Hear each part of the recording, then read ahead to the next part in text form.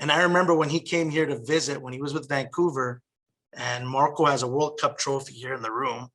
And it was for Christmas break. It was the last Friday. He ended up reffing our tournament that day. He was reffing our tournament, and he came in the room and he grabbed the World Cup. It's like, yeah, Canada, 2030s, holding it up, looking. And we were laughing at him. We said, you know what, Alphonso? Hey, it could happen. It could happen, you know? I'm like, he's like, I know. He's like, I know. He's like, you know, he grabbed the trophy and he hugged it, right? And then he just kind of put it down. And it's kind of funny how now here we are and he's leading our men's team to the World Cup.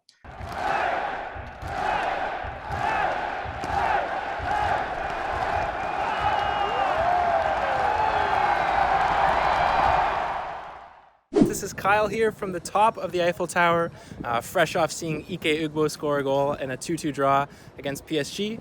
I'm just here to show you, we got a bit of an interview for you with Dino Bazzarelli, head coach at St. Nick's Academy, where Alphonso Davies played football in high school. And it's a bit of an old interview. We did it, I did it for a school project, but nonetheless, I think it's a brilliant interview. I hope you enjoy, and I'll see you next time. I guess my first question is, in the past 5 years or so, are you getting a lot more phone calls to sign up to the program?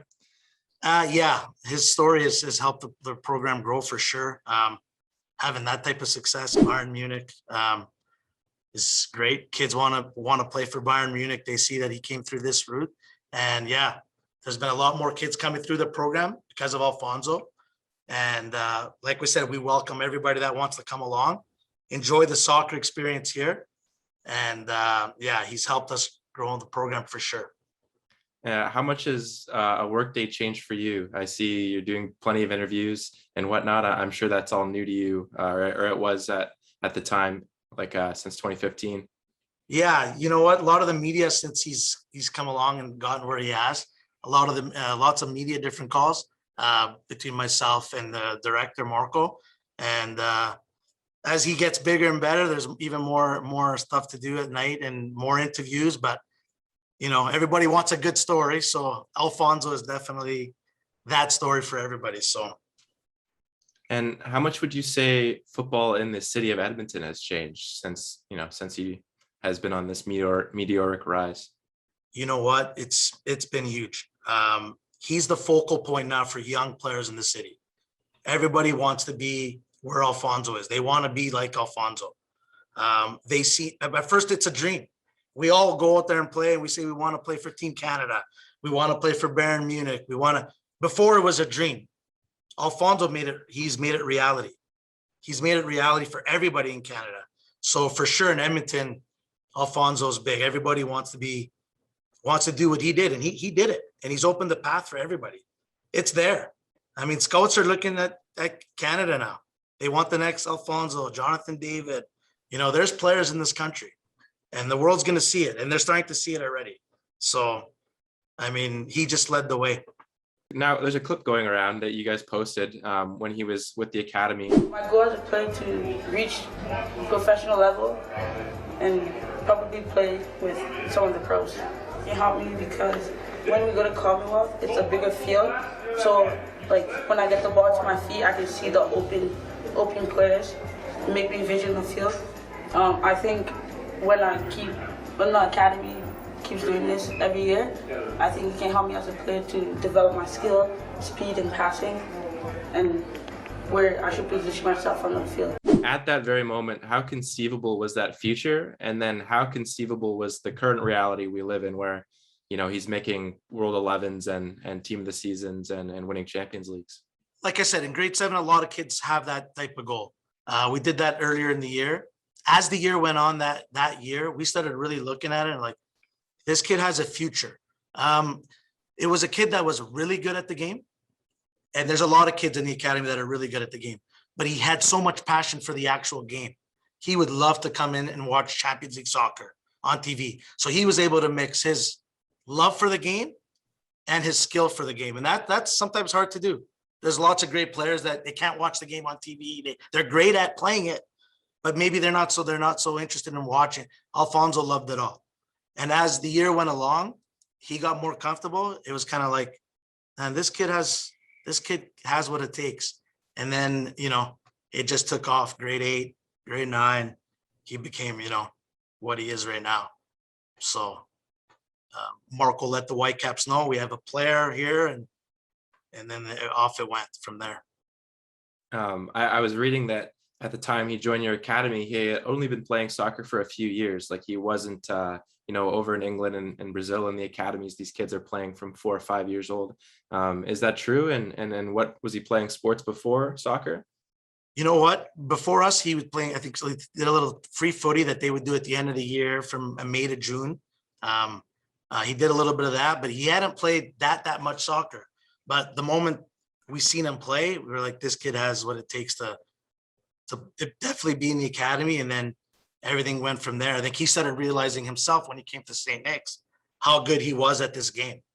Because we had a bunch of great older players that were here when he came, grade 9ers, who were kind of like, man, Alphonso, that kid can play. And we were like, yeah, he can. So if the grade 9ers are saying a grade 7er is good, he's really, really good. Could you speak to his maturity? I mean, in 2018, when he was still a teenager, he spoke at the World Cup bid for 2026. Obviously, that was a successful bid. Good afternoon. Bonjour. It's a great honor to speak to you today. My name is Alphonso Davies. My parents are from Liberia and fled the Civil War. I was born in Ghana in a refugee camp. It was a hard life. But when I was 5 years old, a country called Canada welcomed us in. And the boys on the football team made me feel at home. Obviously, by the end of his tenure at St. Nick's, that pretty much everyone in Edmonton in the soccer community knew him. Do you remember your first contact with the Whitecaps and the game they watched? Well, yeah, I know that Marco had contacted one of them and said, we have a player, Alphonso Davies, and they were interested in having him over. And they had seen him play once. When we actually brought him to his first tryout for the Whitecaps, we went there. It was a 3-day camp. He trained with the older boys on the first day, on the Thursday. He stayed, they billeted him over there. On the Friday, they played a game. They're like, we're going to include Alphonso in the game. So we went out to watch it that night. He played fantastic. He was really good. So myself and Marco get in the car, we're heading back to the hotel. Fonzie's going back with his team, and the coach calls Marco and says, this was halfway through grade 9. Hey, Marco, how's it going? Do you have a minute to chat? We'd like to take Alphonso in now, if it's possible, like in January, halfway through the school year. At that moment there, Marco was like, wow, I've never heard them say that about any other player. They wanted him there that year. So they watched him play training session, then he had a game, and they wanted him. And they said, we'll get him all the supports, school supports that he needs. And ultimately, Marco had some conversations with Alphonso's parents, and they decided to keep him here for the rest of that year. And then in June, he made his way to Vancouver. So they knew right away, 2 days in, they wanted Alphonso part of their residency program, which is rare after only 2 days. So at the time that he joined the Whitecaps, do you think, what was the understanding, that he was going to spend some time going through the ranks, or were they trying to get him in the first team as soon as possible? No, from what we understood, he was going to do the usual path. The kids go, they do their residency program. They do Vancouver Whitecaps too, and then they make their way up to the Whitecaps, the main team. Alphonso's situation, I wasn't there to see it, training sessions, whatnot. He jumped a few levels right off the hop, and he was able to make a name for himself right off the bat. So the story continued, and that's where he took on the responsibility. I think they told him, like, listen, we have this for you in the future, and he jumped up really quickly. And when Schweinsteiger made those comments about Alphonso Davies after the game against Chicago Fire, the world took notice. And when a World Cup winner is saying, watch out for this kid, everybody's listening to that. I bet he's very glad that he went to Bayern as a former Bayern man. I'm pretty sure Schweinsteiger had something to do with that. He might have made a phone call back home. Hey, you might want to look at this kid. So, yeah. I want to ask you a bit about that there's a Man United story, and I'm wondering how much truth is to it. That they sent a scout, they took a look at him, and ultimately they decided not to pursue him because they weren't, they didn't have faith in the Canadian system. Is that a true story, or is it kind of a media spin?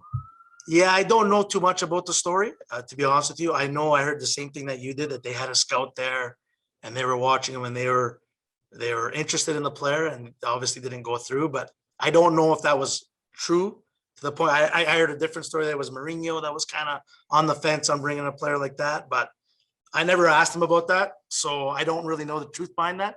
I'm pretty sure there was some interest. I know there was interest from PSG. I know that as well, and ultimately he chose to go to Bayern, and what a great place to go. Bayern Munich is a place where they take in young talents and they groom them. They groom them. There's a lot of clubs in Europe where they bring you in and they want immediate success, and if you don't get that success, they loan you out, they transfer you out. But Bayern's not like that. They give you it's a great area it's a great place to learn, and Alphonso's proof of it. So I just want to wrap things up by asking Sure. you a bit about your relationship with Alphonso. Obviously, he's an international star, a busy man, but how many times and has he come back just to visit the academy? I mean, I've seen some tweets and whatnot that he comes back and says hi to the kids. And yeah, he came back a couple years ago, Halloween. It was a Halloween day here. I wasn't here that day, but Marco told me the story. He came back and it was a frenzy. The kids were asking him to sign everything. They had shoes, shirts. He hung out with the kids all day. He was actually playing music at the Halloween dance for them. So he was here that day. Since then, COVID kind of hit, and we've been unable to get him in to the school. But we're hoping that maybe by the end of this year, when this European season wraps up, that if he's in town, he's visiting St. Nick's. for sure. For sure. For sure. As someone living in Edmonton, do you hear more about Alphonso or Connor McDavid? Good question. Connor McDavid's huge. Obviously, the Oilers are a big deal, but the Alphonso Davies story is starting to become right up there with a guy like Connor McDavid. So it's when the games are here, those 2 weeks, the atmosphere at the games, the crowd numbers, he's getting right up there with Connor McDavid. And if he can deliver a World Cup spot for this country, he might have just topped them off for at least next November and December for sure. Yeah, I know Draisaitl calls him all the time. Really? Yeah, Draisaitl, obviously being German, he talks to Alphonso quite a bit. Oh yeah. Yeah. Is Draisaitl a Munich fan or just knows about German football? He knows about German football, so I guess he'll call Alphonso every once in a while, and they'll talk a bit. Yeah.